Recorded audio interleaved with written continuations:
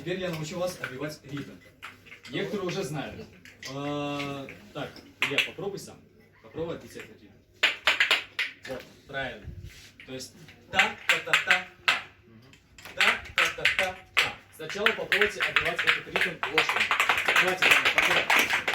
Тишина, тишина, тишина. На счет 3. А? Поменять?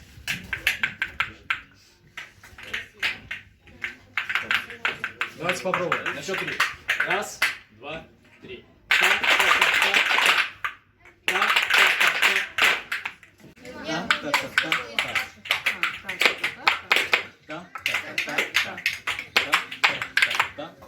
Вот почти получилось.